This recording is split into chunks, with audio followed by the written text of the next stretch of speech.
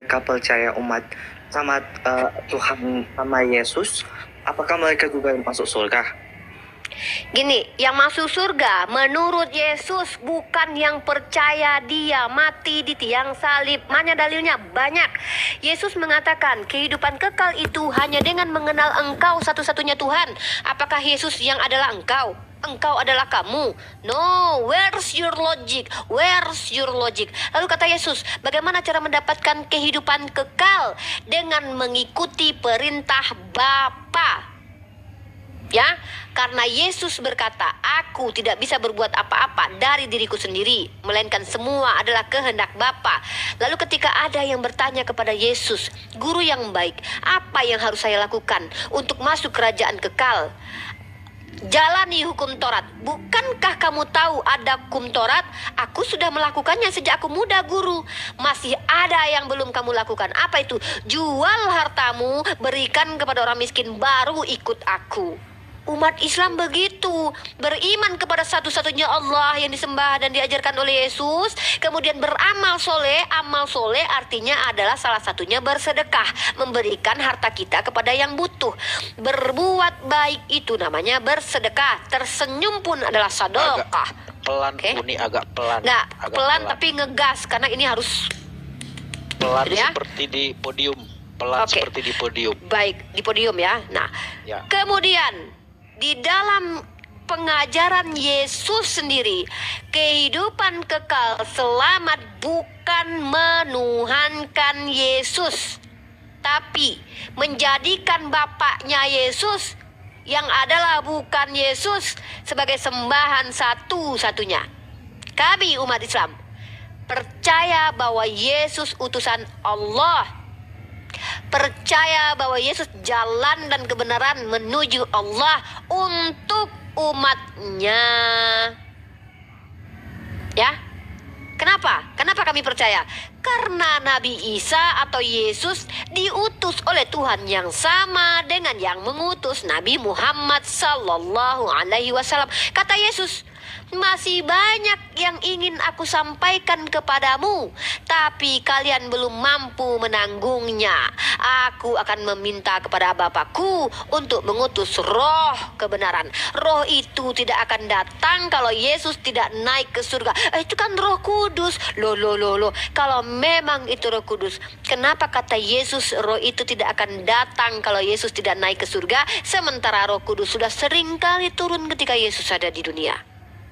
Maka yang namanya roh adalah ruah kebenaran, ruah al-amin, ruah. Kenapa masih disebut dengan ruah?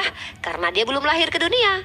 Dia masih ada di lahul mahfuz, masih adalah sketsanya sebagai manusia yang adalah ruah. Siapa dia? Ya tahu sendirilah siapa al-amin. Siapa yang bergelar al-amin? Ya silakan ditanya di Google. Begitu. Big D, sudah cukup clear Uni menjelaskan, saudaraku? Ya, Uni, terima kasih sebelumnya. Pertanyaan saya sudah terjawab semua. Tapi tadi ada sedikit yang saya kurang paham karena terlalu Apa cepat. itu? Baik. Tapi tidak apa-apa, nanti saya cari di internet saja. No, it's okay. Mungkin Uni sedikit agak pelankan. Tanya Uni. aja. Tanya aja. Mumpung ini terakhir ya. Terakhir. Oke, terakhir. Tadi ada saya dengar tentang Nabi Muhammad ya, yang lebih Yes. dikenal di agama Islam. Kenapa sih di agama Kristen itu tidak ada Nabi Muhammad?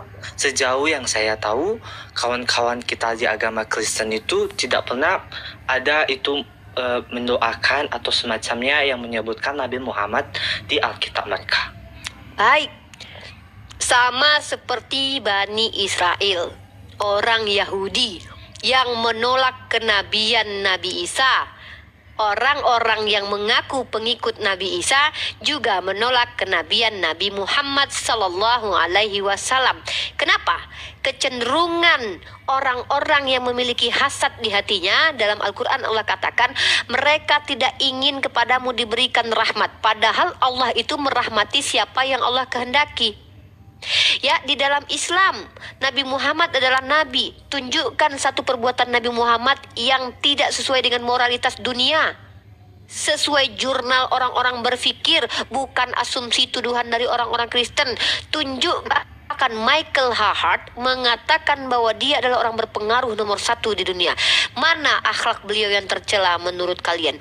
Jangan bawa syubhat atau tuduhan, bawa jurnal ilmiah bahwa ada perbuatan Nabi ini yang di luar moralitas. Tapi kalau kita lihat orang-orang Yahudi suka membunuh para nabi, itu ada tertulis di kitab saya dan kitabnya orang Kristen bahwa Bani Israel suka membunuh para nabi. Maka ketika orang Bani Israel suka membunuh para nabi, ada yang mengaku Nasrani atau Kristen mengikuti nabi ini tapi menolak nabi setelahnya, itu sudah menjadi sunatullah, sesuatu yang memang sudah memang sudah menjadi lumrah orang-orang yang menolak ini ya, karena mereka tidak mau ada orang-orang lain yang diberikan rahmat oleh Allah. Allah katakan itu dalam Al-Quran. Orang Yahudi kenapa tidak mau memilih Isa atau Yesus sebagai Nabi Mesias? Karena mereka mau Nabi itu harus muncul dari Bani Israel sendiri. Mereka tidak mau. Padahal orang Kristen udah capek kitabnya membuat silsilah sampai ke Daud bahwa memastikan Yesus orang Yahudi. Tapi orang Yahudi tidak terima. Nah, ketika ada keturunan dari Ismail yang adalah saudara Ishak, bapaknya sama Abraham juga. Ketika keturunan Ismail ini muncul seorang nabi, mereka tidak terima. Mereka menjelekkan Nabi Ismail, mereka menjelekkan Nabi Muhammad SAW. Padahal Muhammad SAW sampai ke Ismail, Ismail sampai ke Ibrahim. Tapi mereka menolak karena menurut mereka keselamatan hanya datang dari Bani Israel. Padahal Bani Israel, iya wajar sih. Tanpa orang Yahudi yang menghakimi Yesus, dosa mereka tidak terhapus. Karena kesalahpahaman orang Yahudi terhadap Yesus, yang Yesus nabi palsu sehingga dibunuh ya, maka dosa orang Kristen terhapus. Kejahatan orang Yahudi menjadi keberuntungan bagi orang Kristen. Kejahatan iblis menjadi penghapusan dosa bagi orang Kristen. Kejahatan Yudas menjadi keberuntungan bagi orang Kristen. Kejahatan 3 tokoh, iblis, Yudas, dan Bani Israel, menjadi penghapus dosa bagi orang Kristen. Bayangkan berapa banyak yang dikorbankan untuk menebus dosa kawan-kawan Kristen. Luar biasa. Demi menghapuskan dosanya orang Kristen, Tuhan mengorbankan banyak orang. Anaknya dikorbankan. Yudas pun dikorbankan, Yahudi pun dikorbankan, Hansip Romawi pun dikorbankan. Mereka mau tidak mau harus jadi penjahat karena Tuhan sudah menubuatkan. Jadi ketika mereka melakukan pekerjaan jahat, itu sebenarnya mereka sedang dimanfaatkan Tuhan, dipakai Tuhan. Karena tanpa mereka tidak ada penyalipan. Penyalipan itu untuk menebus dosa orang Kristen. Maka kejahatan 3 tokoh ini, kolaborasi mereka bertiga atas nubuatan Tuhan, otak pelakunya adalah Tuhan, eksekusinya mereka bertiga, maka keselamatan datang kepada Kristen. Tepuk tangan Kristen. Tapi umat Islam miris, sedih. Kenapa? Karena mustahil nabi yang dicintai Tuhan, Tuhan mengutus nabinya untuk dimatikan, itu ditolak dalam Islam. Karena Tuhan punya sifat maha adil. Adil itu menempatkan sesuatu pada tempatnya. Orang salah dihukum ya orang salah. Jangan orang benar dihukum karena orang salah. Ini Tuhan bagaimana? Tidak ada dalam Islam seperti itu, saudaraku. Kurang lebih seperti itu. Makanya kami tidak menjadi Kristen. Bagi kami ajaran Kristen itu hanya akan menghina Allah Subhanahu wa Ta'ala dan menghina para nabi. Seolah-olah Tuhan tidak mampu menghapuskan dosa, membutuhkan tumbal manusia untuk menghapuskan dosa. Hanya dewa pagan, dewa Molok lah yang butuh tumbal anak manusia. Kok tiba-tiba Tuhan Bani Israel dikatakan butuh tumbal manusia untuk menghapuskan? Na'udzubillahi min zalik. Begitu. Kenapa kami tidak jadi Kristen? Silakan Ami. Sedikit menjawab pertanyaan Big D, kembali ke pertanyaan awal, kenapa orang dalam kitab orang Kristen itu nggak ada Nabi Muhammad? Ada, tapi ditiadakan atau dihapus.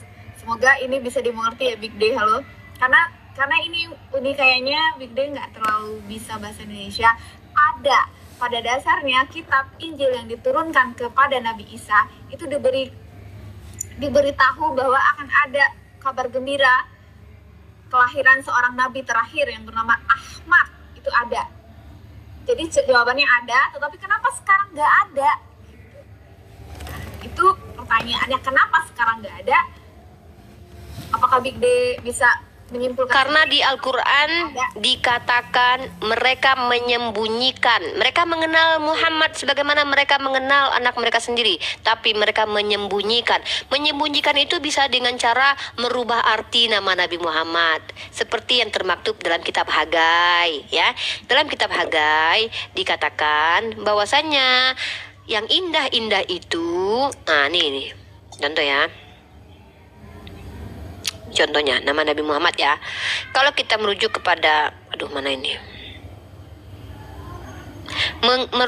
Menyembunyikan itu bisa dirubah arti nama itu, bisa diplesetkan. Jadi bisa ditafsirkan secara berbeda, ya. Tapi Bisa fakta, seperti ya, itu. ya, fakta sejarahnya, ini sejarah berbicara bahwa di zaman Nabi Muhammad itu sudah ada pendeta-pendeta Nasrani yang tahu bahwa Nabi Muhammad itu adalah seorang nabi. Ada yang langsung mengimani, ada yang mengingkari karena kecewa tidak dari golongan Bani Israel. Kayak gitu. Ya, kalau aku sepakat inilah, kalau aku sepakatnya itu nama Nabi Muhammad itu disamarkan, dirubah maknanya, diganti terjemahannya, bukan, maksudnya itu disembunyikan. Maka Al-Quran bilang disembunyikan. Kalau dihilangkan itu maka betul-betul tidak ada lagi sama sekali. Tapi kalau kita secara akademis merujuk kepada bahasa, maka kita akan menemukan akar kata nama Muhammad itu dipakaikan kepada terjemahan sesuatu yang indah-indah. Nah, nanti saya akan tunjukkan itu, tapi jangan sekarang karena saya mau live dengan Bang Aristo dulu ya. Ini sebentar lagi. Mudah-mudahan Big Dan Iya. ngerti ya. Ya, mudah-mudahan dia ngerti ya. Kalau nggak ngerti nanti dia naik lagi aja ya, deh. 15 menit lagi Uni. Ya, Ya udah, oke. tutup kan. Saya ya, assalamualaikum yang di YouTube belum live ya, tapi ini saya record aja. Mudah-mudahan nanti saya live-kan di YouTube kapan kalau saya ada waktu. Iya. Assalamualaikum warahmatullahi wabarakatuh. Ustadz Alif live itu Uni. Ustadz Alif. Oke, Live nggak apa-apa, channel bagus Uni. lah. Iya. Oke, Ustadz Alif, channel Ustadz Alif, teman-teman di subscribe channelnya. Apa nama channel Ustadz Alif? Al Alif Channel. Al Alif Channel ya, ini adalah channelnya Ustadz Alif. Kalau channel saya Rifa MOW, monggo di subscriber ya, di subscriber, jangan lupa di subscriber. Oke, dan bentar lagi kita akan live bersama Umi Irena Andono dengan Bang Zuma. Insya Allah mudah-mudahan bermanfaat bagi kita, menambah ilmu dan wawasan kita dalam khazanah kristologi ya.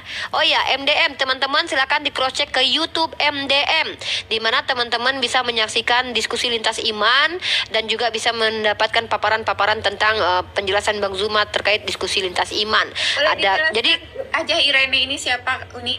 oke, Haja Irena Andono adalah seorang yang mu'alaf, beberapa waktu lalu mengungkap tabir kemu'alafannya Ya, dengan memberikan tidak. informasi.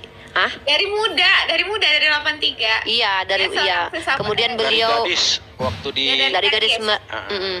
mantan biarawati, dan beliau menyingkap benar. tabir yang selama ini ditutup-tutupi. Dan insya Allah kita akan mendapatkan informasi. Oke, saya close dulu ya. Assalamualaikum warahmatullahi wabarakatuh. Saya masuk ke roomnya Bang Aristo, oke? Oke. Iya, Izin saya close. Waalaikumsalam warahmatullahi wabarakatuh.